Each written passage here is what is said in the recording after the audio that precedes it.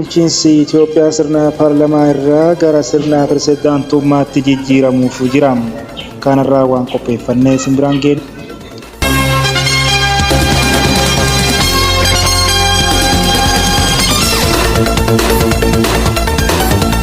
Hiriirri nagaa dirqiin waraanatti naquu sochii taasifamu kan mormuu akkasumas mootummaan federaalaa dhimma naannichaa irratti dirqama mootummaa akka bahu gaafatus sanbata xiqqaa dhufu magaalaa Finfinneetti akka taasifamu qopheessitoonni dubbatan. Daawwattootaa fi dhaggeeffattoota Ardii Miidiyaa Konekshin toora keenya kan yuutuubaa sabiskiraayib godhaa akkasumas taaktookis follow laayik sheer koomentii gochuu yaada keessan nuu kenna. Amma balballoomii oduu guyyaa irraatiif qabanneetti ceenaan wajjin tura.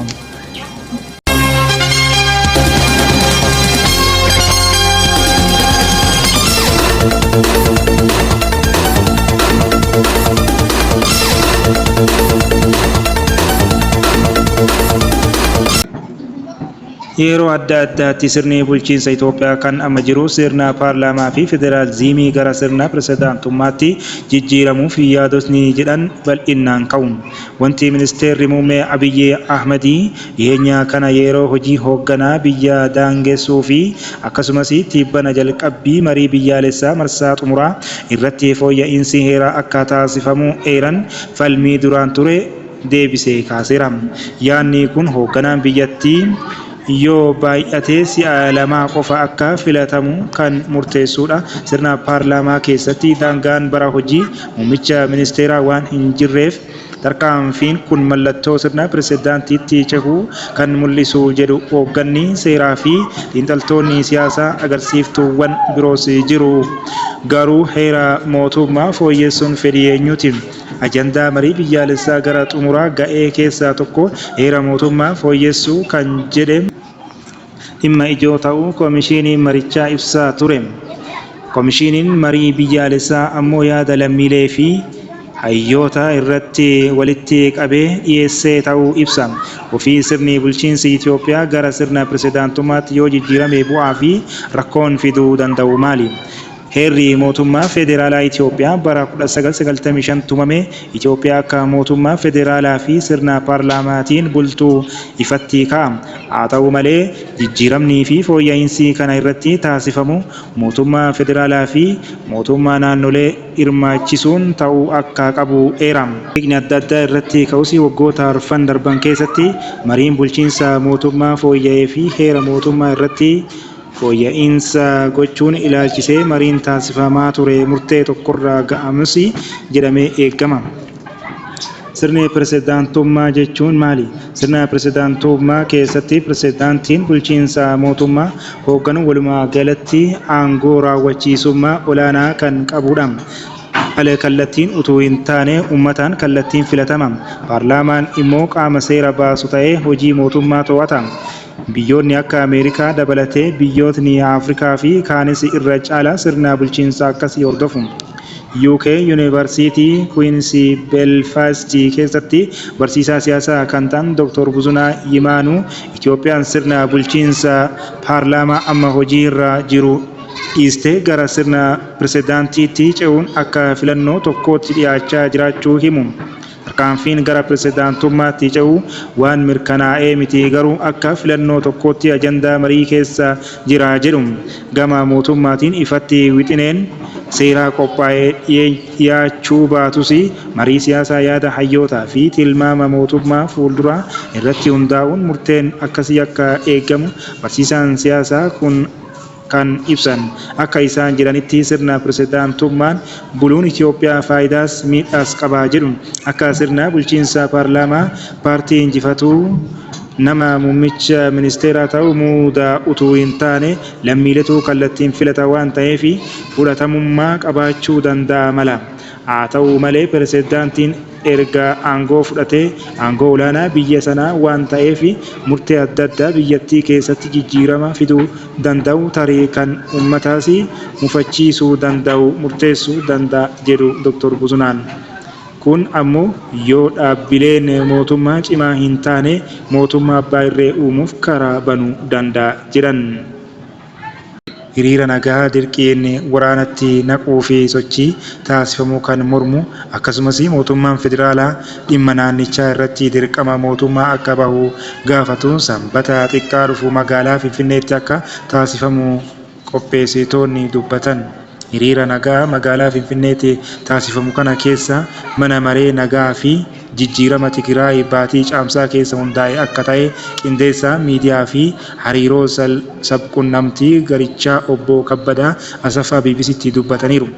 Ji'a lama dura magaalaa Finfinneetti kan mari'ate manni maree kun naannoo Tigraayitti jijjiirama fiduu fi akka hojjetamuu fi adeemsota ce'umsaa mijeessuu fi akka socho'u ibsa. Manni marichaa namoota siyaasaa TPLF irraa adda bahanii fi paartilee Tigraay of keessatti qabateera.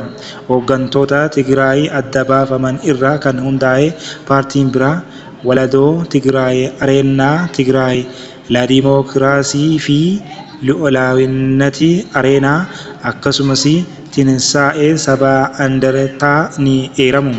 Dura taa'aan Tinsaa'ee Sabaa Andertaa fi qindeessaan sabquunnamtii uummataa mana marichaa obbo Kabbadaan akka himanitti hiriirri dura taa'aan Tinsaa'ee Sabaa Andertaa fi qindeessaan sabquunnamtii uummataa mana marichaa obbo Kabbadaan akka himanitti hiriirri sanbata xiqqaa adoolessa 18/2026 karoorfame kaayyoo lama qaba jedhame. Dhimmi ijoon dursaa dhimma dirqiin waraanatti naquu waan ilaallatu jedha.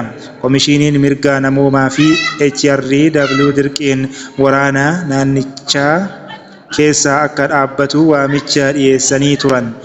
Kabbadaan humni Tigraay keessa jiru Shaabiyaa fi humnoota kaan waliin qindaa'uun guyyuu dhalattoota Tigraay guuraa ukkaamsaa godaansisaa fi saaxilaa jira jechuun himatama. Dabalataanis uummata Tigraay cunqursuu fi labsiin bahee jira jedhe. Qindeessaan sabquunnamtii uummataa akka heeretti jiruu fi nageenya uummata Tigraay mirkaneessuuf labsiin bahee TPLF kan bakkatti deebisee fi mana maree waraanaan dura tureen kan raggaasifamedha.